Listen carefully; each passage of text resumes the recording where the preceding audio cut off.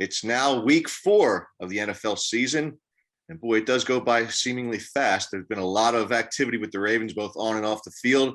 And we're going to dive into week 4 as the Ravens go out to Denver to take on the Denver Broncos at Mile High Stadium. I think they call it Empower Stadium now. And guys, I'm heading out there this week.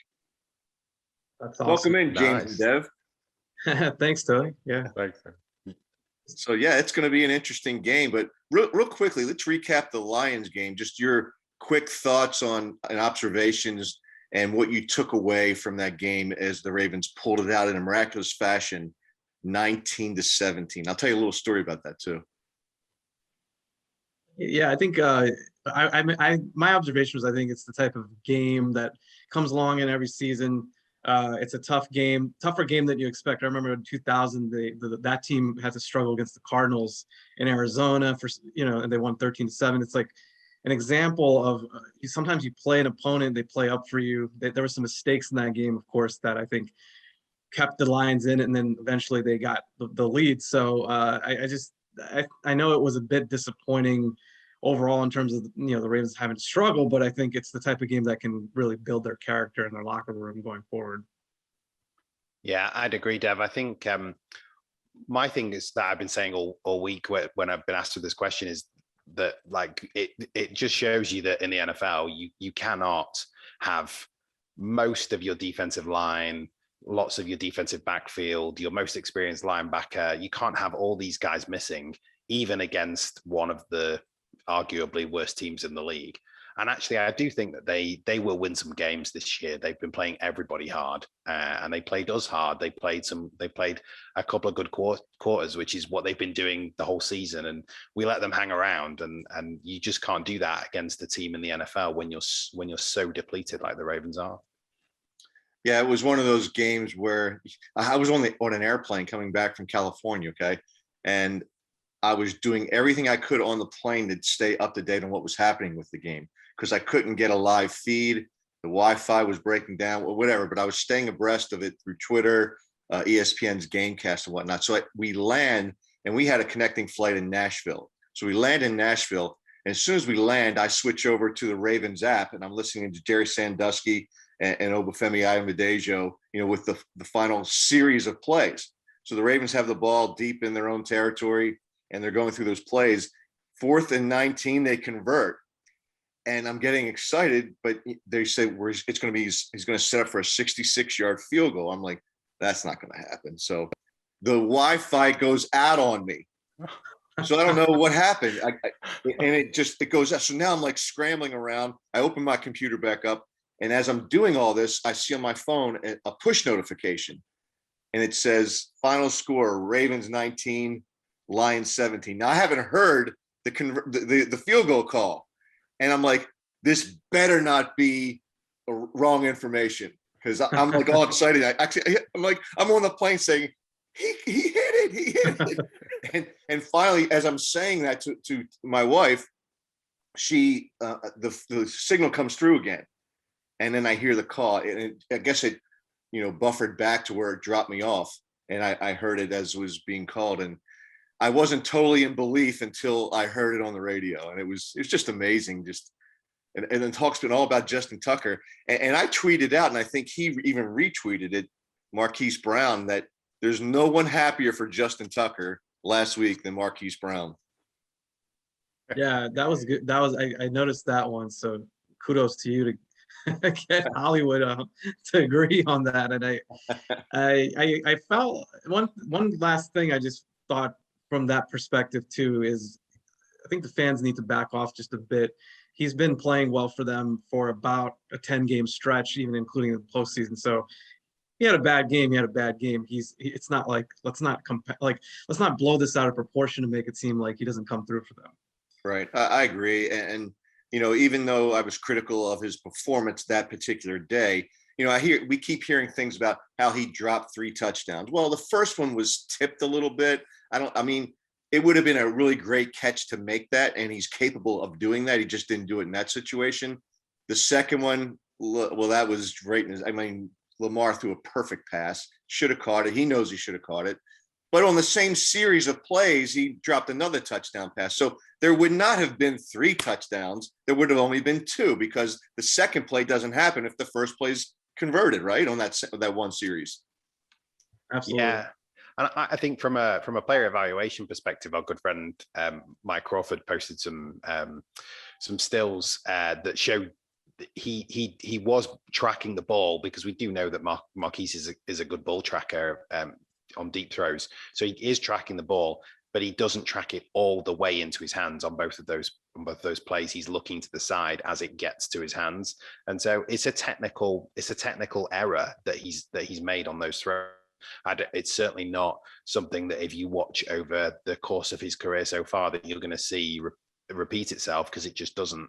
So I think it's just a technical error that he's made, and he'll get that fixed, I would think. Well, he's got a chance to redeem himself out in Denver this week against the Broncos, the undefeated Broncos. You know, the people will say that the Broncos really aren't that great of a team, and we're going to talk about that now, but they are 3-0. You can only play your schedule, and they've taken care of business. So let's get into it. Let's talk about the Ravens offense against Vic Fangio's defense. And there's some connectivity with Fangio and the Ravens offense and Greg Roman. Talk about that a little bit, James. Yeah, I started to, well, first of all, to pull back the curtain a little, piece was a little bit late, and the reason why it got up for everybody else at the same time, thanks to Derek. But yeah, when you look at Vic Fangio, if you're anything like me and you enjoy schematic football and you enjoy defensive football, you will get lost in a sea of Vic's defense. It's fun. I kind of fell in love with it. Fell in love with his defense a little bit. He does have a connection to Greg Roman. They coached together on the Ravens staff back in 2006, I believe. They coached together on Jim Harbaugh's Stanford staff in 2010, and then they both went with Jim Harbaugh to the 49ers and were the offensive coordinator and defensive coordinator for 3 years with Jim Harbaugh. But they have then never faced each other in the NFL since, which is unusual for 2 premier coordinators like that. But they haven't. They're not familiar foes, as I wrote in the article. They are familiar friends, and they know each other. So it's why the first point in the battle plans this week is that Roman really does need to be unpredictable this week. He needs to break away from his tendencies. He needs to, anything he's got that was new install over the summer, or anything he's got that is new install to his playbook since he worked with Fangio, needs to be a staple of the offense this week, because that defense is so good anyway. How big of a challenge is that, James, when you have so many new components to the Ravens offense? It's kind of hard to change on the fly. That's the big challenge, and that's why I would expect there won't be that many of those things. He has to change up the way he's calling those. I think the thing that I've looked at from all of the angles of that, the big thing we're talking about here really is our rush offense. It's our running plays, because the Broncos are a very good rush defense. The way they play their safeties, the safety has a particular depth that makes it look like it's a light box. It makes it look like it's a 6-man box. So he kind of dares you to run the ball. But Simmons and Jackson are 2 of the best safeties in the league. They have Simmons especially has a great trigger where he makes it more than a 6-man box because of that. So what I think Roman needs to do, I think, is the thing with the Broncos rush defense is they're very, very good with this stack track for look like a Ravens defense in terms of defending the run, but they're especially proficient against defending against zone runs. And so I want to see everything that the Ravens normally roll out, but I want to see it all. I want to see all gap concepts this week, or majority gap concepts this week. I want to see 2 pullers coming around. I want to see things that maybe that we have used before and are things that are in our playbook and aren't new install, but are things that you don't see the rest of the league do at the same regularity that you see the Ravens do. Dev, this is a really good defense. Fangio's got them playing well. They've got good personnel, but every team seems to have their soft white underbelly. In your opinion, what is that for the Denver Broncos defense?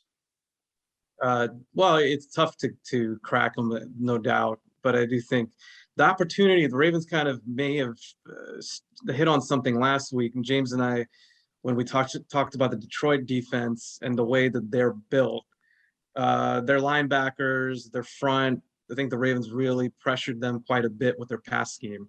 And I think that's something they can take over to this game too, because I do think Denver's, to James's point, they're very gap sound, they're sound defense. Their safeties are a big part of helping to fill those gaps or to kind of almost make up some ground. But I think their linebackers and that front could be the vulnerable aspect of this defense, especially when you talk about the Ravens passing game with Mark Andrews. What they kind of established last week is getting their wide receivers vertical down the field and using them to clear out opportunities for Mark Andrews underneath and in space, and especially against this defense, which is traditionally you have two high safeties. Yeah, the safeties will rotate, but it's still principally that type of coverage show. So I think that's the area where I could see the Ravens having success. The funny thing is you have zero gauge based on the opponents they've played the first three weeks of how they can be attacked that way. I mean, it's almost as if they've had 3 preseason games. No offense, but offense to the opponents they've played. So I think this could be the area, and I think the Ravens have established the blueprint against Detroit, and Jackson and Lamar in particular was really efficient with that passing attack. And looking at that game with the Jets last week, Zach Wilson seemed to have a little bit of success going after Patrick Surtain. And I found it to be somewhat surprising given Zach Wilson obviously is going through some growing pains, and they don't have the best posse of receivers there in New York. So talk about Surtain a little bit and where some of his vulnerabilities might lie and how the Ravens could attack him. James, you want to take that one? No, I'll jump in because I know you being the draft buff can speak to it pretty clearly. Yeah, I love Satan. He's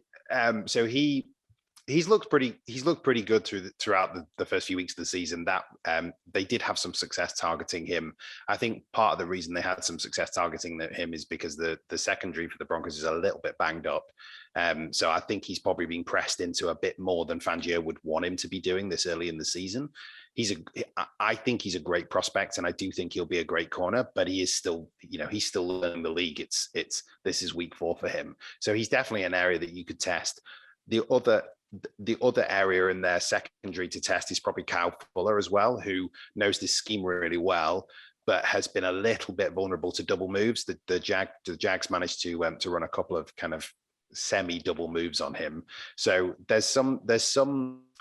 there are some weaknesses within the secondary. I do think that secondary we're probably lucky that we're playing them this early, because I think Satan will just get better and better. I think there is a potential to attack. I think Dev is so totally right. Like the deep outside passing game is exactly where we should be attacking to be able to try and open it up for Andrews. And the Ravens showed last week against Detroit that they can do those things. I mean, the knock against Lamar coming into the season was he can't throw the ball outside the numbers. I think so far he's showing to everyone that he can. Yeah. And sorry, James. No, go ahead, Dave. I just thought about on both fronts. Lamar is ahead of the game right now. He's seeing things on film, and you can see that translating. Now, when you have a rotation of safety, like to James's point, the complexity of the coverage, if you can catch the safeties in the rotation, though, then you can hit on a big play. That's the key. And that's something we've seen other quarterbacks, the best quarterbacks in the league, for the sake of it, they're attuned and understand enough with enough film study, the pattern of the safety rotation. So that's what, on a very, I think, master level, that Lamar is going to have to do this week. And I think he can, based on what you said, Tony. He was dialed in, and he was able to read the coverages Detroit threw his way pretty consistently all game. This is definitely, Dev, you're so right. This is definitely a big test for him. This is a really, so the defense I mentioned in the piece that the Broncos and the Rams last year, so the Rams being coordinated at the time by Brandon Staley, who basically sought out Vic Fangio to learn under him and then coached under him for 3 years. He's a big Fangio disciple. Those two teams ran their coverage shell was too high with the middle of the field open, more than 80% of snaps last year. And that was more than, those two teams were way more than any other team in the league. But he doesn't just play, as Dev's mentioned, there's a lot of roll coverage. They do not just play cover two, too high, middle of the field open coverage all of the time. They will take that initial shell. And the way I described it in the piece was that it's kind of like a great pitcher who is able to pitch the same four different pitches out of the same arm slot. That too high coverage, they can run everything off that. And it will look exactly the same pre-snap and immediately post-snap, and then it will change. So one of the things I put in the piece this week that, Lamar is going to have to sit and read this defense. He is not, you cannot rely on play action against Denver. The way they play, it's a play action killer, because you put the ball in the belly of the back, you snap your head round, and the coverage looks completely different to what it did when you were stood under center. So play action is really difficult to run against this team. So you're going to have to find other ways, and Lamar is going to have to read that defense well, and he's going to have to carve it up. I also believe that he can. I think we've seen progress in terms of his processing of the game, and so I do think we'll hopefully see him play well, and that will be a great sign for his development into the future. Against Detroit, Mark Andrews had a really good game. I think he had 5 catches for 107 yards. They probably left a bunch of yards out there on the field too, on a couple of plays that they missed that were open. But that said, talk about the Broncos defense and how they attack an opposing tight end, because they certainly are familiar with a good tight end in their division and Travis Kelce. So how do they go about attacking Mark Andrews? Well, they're going to take away his in-breaking routes because of that safety rotation. They often play with a robber or a rat, and it will take away a lot of the in-breaking routes for Andrews. Their whole philosophy is to clog the middle of the field. They are going to make you throw outside the numbers. And that's because the analytics show that there is more likelihood of a completion across the middle of the field. It's what the Ravens built their offense on 2-3 years ago, when they first realized that was a bit of an inefficiency within the league. It's no longer an inefficiency, and it's because of people like Vic Fangio who created defenses to counter it. So it will be difficult for Andrews early on. I think it really, what it is, it's what Dev spoke to earlier. It's completing different types of passes. It's completing reading zone coverage, completing passes in the honey hole. Will manipulate this defense. Everybody's human. It's one of the hardest defenses to manipulate in the league, because it's so structured and it's so simple for defenders to learn, even though it's incredibly complex. So it is really difficult to manipulate this defense, but you can do it, and that's how you will win the right for Andrews to get open. Yeah, and just really quick, Tony, to expand. The routes that Andrews really won on were the outside. We talked about it earlier, but those outside crossers almost, or those over routes. So you have Brown, you have Duvernay clearing downfield. They're running a vertical route of some kind, and Andrews kind of works off of that. Obviously Fangio is a smart guy, so he's going to see that on film. He's going to adjust. So the Ravens need to have a counter for that, but I think it's going to have to be in that manner. To James's point, it might not be as easy as Andrews just in the middle of the field on sit downs and those types of routes where he's very good, right? But I think there's an opportunity for him to be able to get vertical and deeper towards the sideline. So that's the whole. The Broncos aren't really at 100% across their defensive front, but they still have a formidable group that can get after the quarterback. And a quarterback's best friend, Lamar's best friend, is for the Ravens to really establish the running game. Talk a little bit about the Denver front seven, their pass rush, and how they can try to incorporate more of the RPOs into this game to keep that defensive front honest. So for me, you've got obviously the Broncos have Von Miller. It's all going to start there in terms of their pass rush. Von Miller is not the guy he was when he came into the league, but he's still a special player. The Broncos run an awful lot of stunts of games, specifically inside. Their defensive tackles are consistently twisting inside. And I think one of the slight weaknesses of this Ravens offensive line so far has been the kind of passing off of stunts and pressure. So they're going to be tested by that this week quite a lot. I think the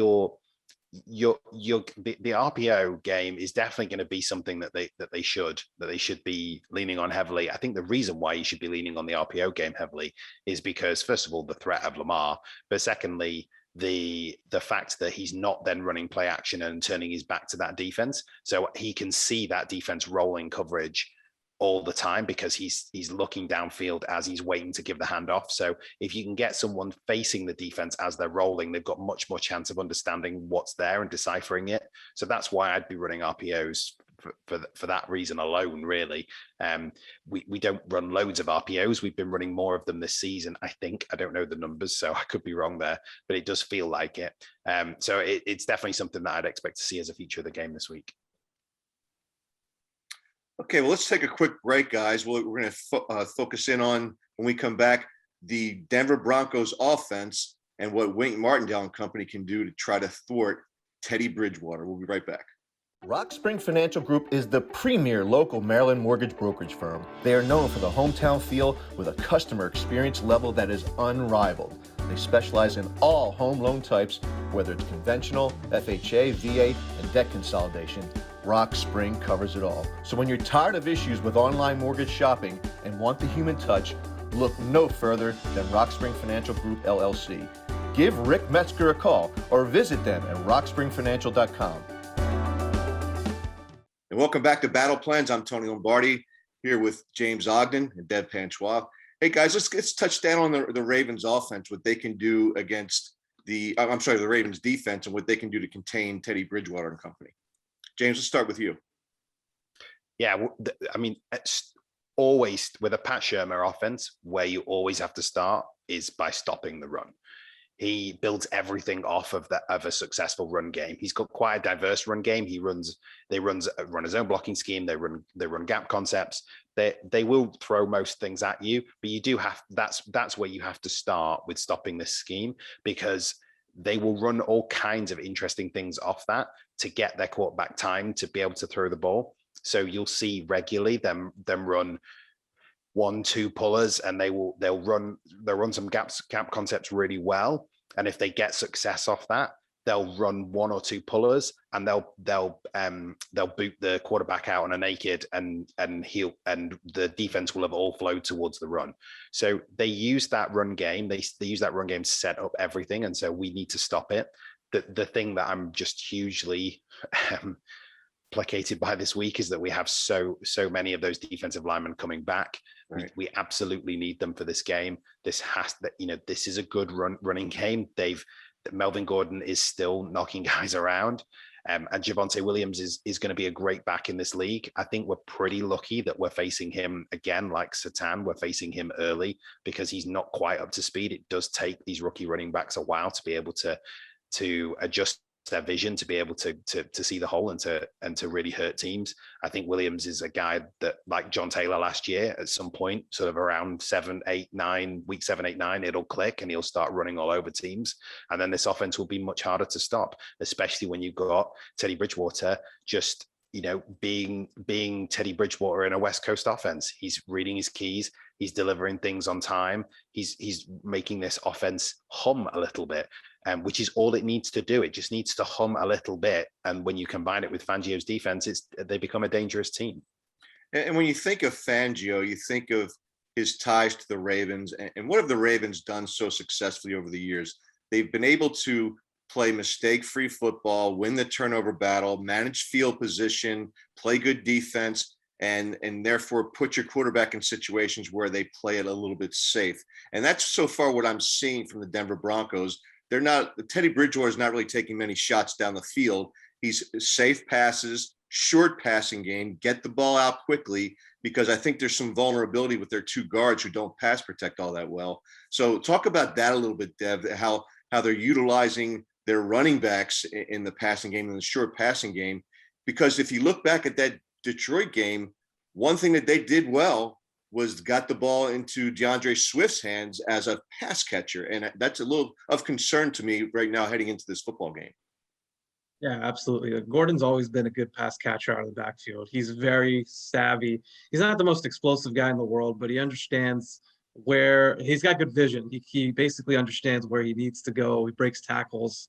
He's tough. So he's a seasoned guy that, and the Ravens have faced him a few times in the past. So I think that'll help them a bit. But to your point, Tony, that's actually a great point, that they scheme up opportunities for their backs out of the backfield as pass catchers. They're a big part of the passing attack. Noah Fant is also really turned it on. Was a first round, I believe he was a first round pick, right, James? So I think he was a first round pick who's like a lot of young tight ends, takes a little bit of time, but the lights clicked on for him. And he's been a safety outlet for Bridgewater. But here's the interesting thing about Bridgewater. It's true that they don't attempt a lot of deep balls, but they're very efficient when they do. And I think in Bridgewater's career, he's never attempted as many deep balls. Something to be said about the receiving core and their trust in him getting the ball out. But all of that's off of play action, to James's point. So they really set it up. Bridgewater's been efficient. It's not very risky deep shots. It's not like Brett Favre style where he's just throwing the ball up. I mean, a lot of it is very well schemed. I don't know, I think KJ Hamler being out in this game, and now you factor that in with Jerry Jeudy already being out, is that going to make it less daunting?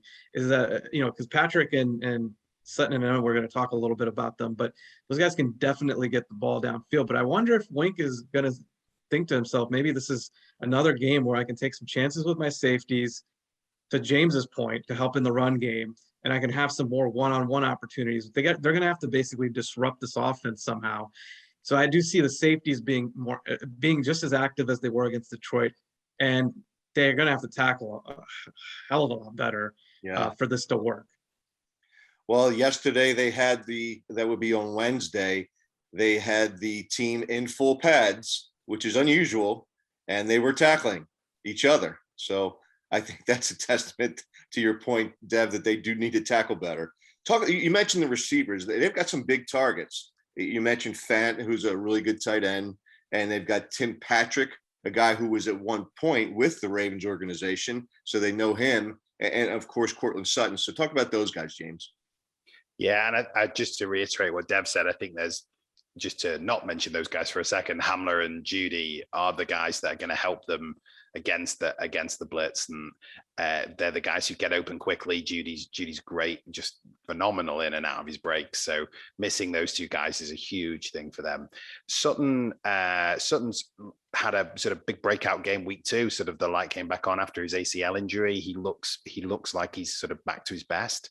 So Sutton, if people sort of forget that his first year was exceptional. He looked like a dominant receiver. And then obviously he got the injury, so he's a worry.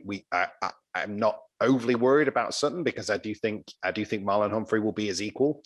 I think we've got a good second corner in Anthony Averett, who's proving himself now. So I do think we have the ability to cover those guys. I think the problem in the passing game will yet again be the tight ends. I think we don't want to focus as much resource again on stopping them, because it's not just Fant you have to worry about. Albert Okwuegbunam is Albert O. So everybody will remember from the draft. He's now he looked like the most impressive of the rookie tight ends last season. He also got an injury and now looks like he's back. I was a bit worried that Okwuegbunam played with Drew Lock in college, and so I was wondering whether it was just a nice little friendship that had blossomed, and it was just going to be Drew Lock throwing in balls. It's not. Teddy Bridgewater's throwing in balls as well. So you can't just focus all your efforts on Fant, and I don't think he's actually at the same level as Hockenson and Kelsey and Waller to be able to really bother with focusing all the same resources on him. But I do think that means that he will probably get some joy this week, because we'll focus probably more on stopping Sutton and Patrick than we will on Fant. So it'll be interesting to see. I think he will have some success. Have some joy. Let's hope he doesn't have any joy. The Denver offensive front, I think that they at times are a little suspect in terms of how they pass protect. And when I look back at the Ravens against Detroit, what really shows up on film is Calais Campbell. He was a destructor out there. He was so disruptive. And there was one play, I think he took out 3 defenders to allow Justin Ellis to loop around.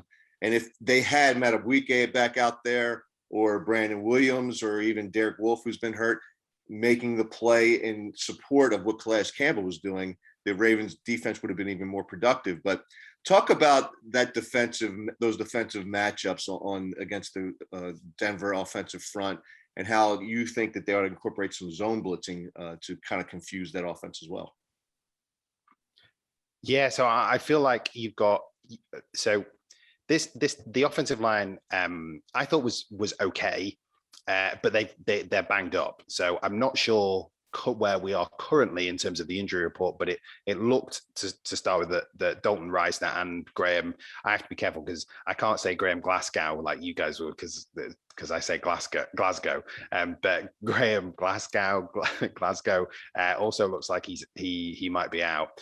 They actually have a really interesting guy who has played some snaps so far this season called Netane Muti, who came out a couple of years ago. I really liked him coming out, and he looked pretty good when he was pressed into service. It'll be interesting to see if Quinn Meinerz is the guy that comes out. Obviously, Quinn Meinerz was drafted this year out of Wisconsin Whitewater, so it was probably a Division III guy who out of college probably needs some time to adjust to the NFL. So it'll be interesting to see if we see some of him this week. I think it's definitely an area to attack.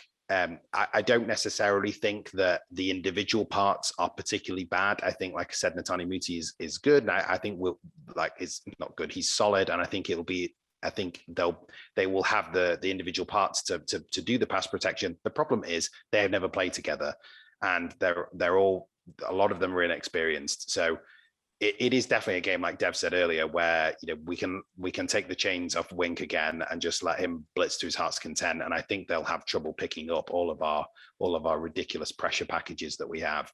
It will be very hard for them, and I would imagine that we'll be able to feast on that offensive line all day.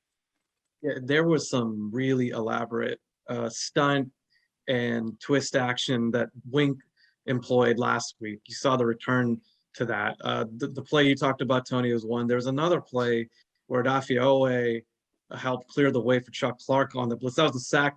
That was a blitz sack that Clark had on Goff, and I think it was on a third down. And they were able to get Goff in some obvious third downs. Tavon Young got a sack on him. So you saw Wink get back to using the deep DBs. And again, this gets back to earlier point. You want the DBs active in the run game. You want them active in the blitz game. I also think with the guys coming back, with Matt Abike coming back, with Houston coming back, there's now a natural opportunity to continue to use those line games, because that's always difficult for a group of offensive linemen that haven't played together. That takes, talking about the Ravens being able to handle pass offs, but if you have a guy like Adafioe or Campbell who naturally just strike fear in offensive linemen that they're gonna lose the battle, they're gonna overreact, and so you're gonna see some holes open up. I think as long as they can get Denver in obvious passing situations, that's the key. But they can kind of unleash this whole thing, I think, and have success. Guys, we just got a few minutes to go. I wanted to focus in on James's pinpointed accuracy in terms of the matchup of the week. And boy, whenever I think of the Denver Broncos, I think of defense. And when I think of their defense, I think of Von Miller. Now he's 100% again. And Von is a disruptor. And the Ravens have some issues across the offensive front, particularly on the edges with Alejandro Villanueva and also with Patrick McCarry. Now, in McCarry's defense, I think he's done a pretty good job filling in at right tackle these last two games. But at the same time, he hasn't taken on a guy like Von Miller. So talk about that matchup, and we'll start with you, James. Yeah, so he took on Chris Jones in that a lot of Chris Jones in that first game that he started, but that's a different challenge to a genuine sort of edge rusher like Von Miller. Von Miller obviously is not the same guy as when he came in the league, but he's still a very dangerous pass rusher. I think you're totally right about McCarry. Dev pointed a tweet from Sarah Ellison to me, which said that from ESPN's blocking win rates and rankings, that McCarry is rated second among tackles with pass block win rate at 96%, wow, and an 82% run block win rate, which is at 8th among tackles. So that was great from Sarah, and thanks, Dev, for sending that on to me.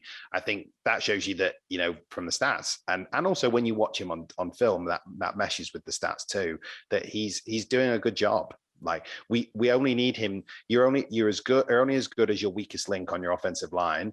And Macari, I'm not even sure he's the weakest link anymore. And if he is, then he's a good weak link to have on your line. Right. So they're definitely going to need to help him. There's a great piece if you delve back. I know we've already mentioned Mike Crawford in this podcast, but you delve back into the RSR archives from a review of a game from a few years ago where we played the Broncos, and Mike talked about what the Ravens did to help out their right tackle against Von Miller. And I think we're going to have to do some of those similar things again. But I think there are going to be times when we're going to be able to leave Macari out there on Miller, and it's going to be okay because he's looked solid.